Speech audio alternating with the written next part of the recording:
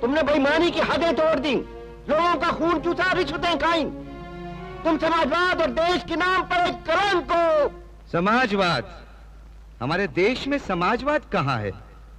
हमारे देश में तो अवसरवाद है, जात पातवाद है, कुर्सीवाद है।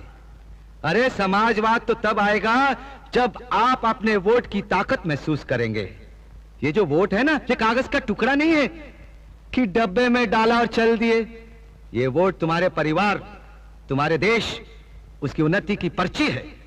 ये तो दो धारी तलवार है जो दोनों तरफ से काटती है। ठीक जगह पड़े तो देश खुशहाल, और गलत जगह पड़े तो देश का सत्यानाश।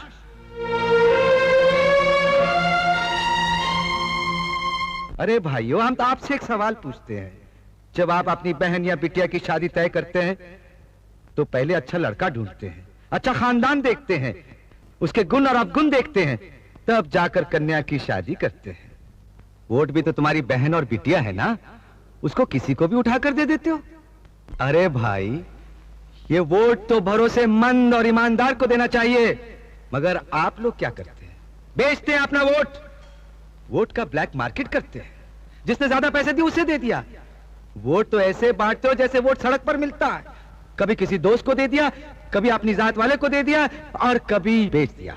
अरे हम तो कहते हैं जो वोट बेचता है वो भी बेईमान है, जो वोट खरीदता है वो भी बेईमान है। तो फिर किस मुंह से हमें बेईमान कहते हो? हाँ, अरे अगर बेईमान लोग सरकार बनाएंगे तो सरकार तो बेईमान बनेगी ही। तो फिर चिल्लाते काहे को कि डाउन डाउन मुर्दाबाद? जिस दिन तुम वोट खरीदने वाले को अपनी चौखट से धक्का मारकर बाहर निकाल दोगे, उस दिन ये सब कुछ ठीक हो जाएगा। अब देखो, हमारे इन उप मुख्यमंत्रियों को, इन बेईमानों को किसने भेजा? ये आप ही के लोगों के भेजे हुए हैं ना। अब ये बेईमानी नहीं करेंगे तो क्या करेंगे? आज से 5 साल बाद जब इनको इलेक्शन लड़ना पड़ेगा तो ये पैसा कहां से लाएंगे? अरे यहीं से तो लाएंगे ना। अरे बोलिए बोलिए। आप कहते हैं कि हमने रिश्वत ली है, बेईमानी की है। अरे हम कहते हैं हाँ हमने रिश्वत खाई है। कोई कहता है 12 करोड़, कोई कहता है 15 करोड़, कोई 16। आप जानते हैं हमने कितना कमाया है? हाँ, 62 करोड़। 62 करोड़, 60 और 2। हाँ, अरे जरा सोचिए तो सही, अगर 6 महीने में हमने 62 करोड़ रुपया कमाया है तो हमसे पहले इतने लोगों ने इतने सालों में कितने करोड़ कमाए होंगे? हाँ? हिसाब लगा सकते हैं आप? अरे जब आप हमारा हिसाब नहीं लगा सके तो उन लोगों का हिसाब कैसे लगा सकते हैं? अरे हम तो कहते हैं उन लोगों से हिसाब मांगो, हम तुम्हारे साथ हैं, हम भी मिलकर हिसाब मांगेंगे। क्यों? क्योंकि अब हमें पता चल चुका है कि ये रुपया, ये पैसा कमाने का तरीका कौन से रास्ते से होता है। हाँ? बेईमानी का पैसा किस रास्ते से कमाया जाता है, ये अब हमें पता चल चुका है। आप लोग कहते हैं कि हम बेईमान हैं। हाँ, आप क्या कहते हैं? आप धर्म के अवतार हैं। आप क्या कहते हैं? आप न्याय के देवता हैं। आप क्या कहते हैं? आप ईमानदारी के पैगंबर हैं। कोई कहता है हम न्याय के देवता हैं, कोई कहता है कि हम धर्म के अवतार हैं, कोई कहता है ईमानदारी के पैगंबर हैं, मगर हम क्या हैं? हम बेईमान हैं। हम भी जानते हैं, आप भी जानते हैं, लेकिन ये नहीं बोलेंगे। सुन लिया आप लोगों ने? क्योंकि हम इनका कच्चा चिट्ठा जानते हैं ना, इनका बांडा फोड़ सकते हैं। इसलिए तो हम इन बेईमानों के मुखिया बन गए। पर हमारी बेईमानी की कमाई गई कहां? क्या हम निकल गए? अरे हराम का पैसा तो कोर्ट बंद के सामने फूटता है, हमारे सामने भी फूट सकता था। हमारी बिटिया की शादी हुई, हाँ? क्या हमें पता था? क्या हमने 10-20 लाख रुपए का तोहफा दे दिया? क्या 10-20 लाख रुपया दहेज में दे दिया? नहीं। उसमें सरकारी बैंड बाजा बजा? नहीं। सरकारी गाड़ियां भागी? सरकारी पेट्रोल फूका? नहीं। क्या उसमें पुलिस या सरकारी अफसर चपरासियों की तरह इधर उधर भागते रहे? नहीं। किसी को कानो कान खबर भी ना हुई, हमें भी नहीं पता चला। शादी होने के बाद हमें पता चला कि हमारी बिटिया की शादी हुई। क्यों? आप पूछिए तो सही, क्यों? इसलिए कि वो मुख्यमंत्री राम अवतार की बेटी की शादी नहीं, बल्कि राम अवतार हज्जान की बेटी की शादी हुई थी। हमारे बेटे ने खुद गरज लोगों के चक्कर में आके शादी कर ली, तो क्या हमें 10-20 लाख रुपया दहेज में मिल गया? क्या हमने अपने बेटे को 10-20 कंपनियों का मैनेजिंग डायरेक्टर बना दिया? नहीं, हमने उसे घर से बाहर निकाल दिया। पूछो क्यों? क्योंकि हम अपने पूरे देश में बेटावाद चालू नहीं करना चाहते। भारतीय राजनीति में ज्यादातर मुख्यमंत्री और मंत्रियों के बेटे से ही बेईमानी शुरू होती है। गांधी मैदान और रेलवे स्टेशन तक गिरवी रख देते हैं भगवान जी की दया से, जगन्नाथ जी की दया से। मगर हमने वो रास्ता ही बंद कर दिया।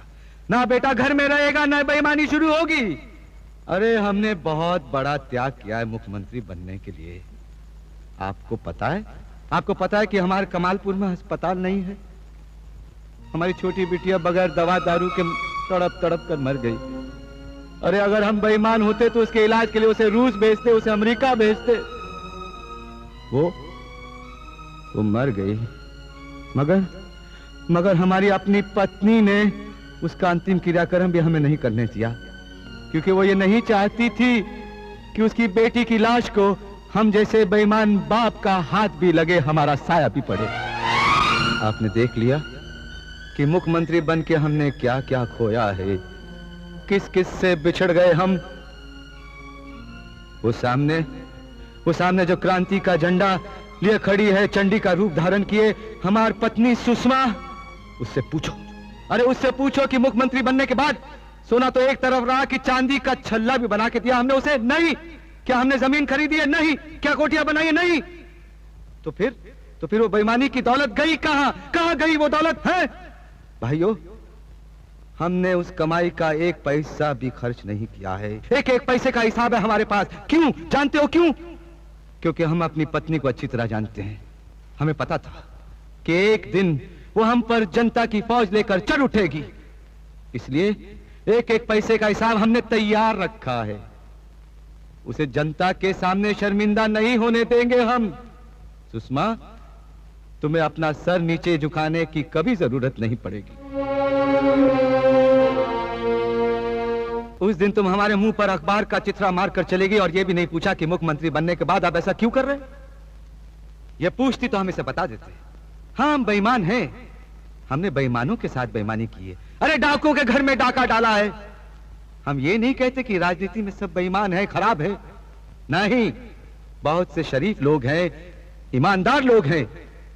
हम इस मन से यही कहना चाहते हैं कि उन ईमानदार लोगों की जय जयकार करो, उन्हीं को वोट दो, उन्हीं की सरकार बनाओ और लोकतंत्र के हाथ मजबूत करो।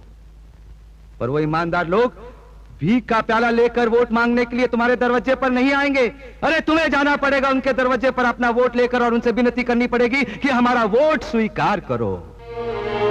वो देखिए, आपके सामने बाल मुकुंद त्रिपाठी खड़े हैं। आधी जवानी आजादी की लड़ाई लड़ते लड़ते अंग्रेजों की जेल में कट गई, मगर देश आजाद होने के बाद पॉलिटिकल पेंशन नहीं ली उन्होंने, मकान नहीं लिया, जमीन नहीं ली।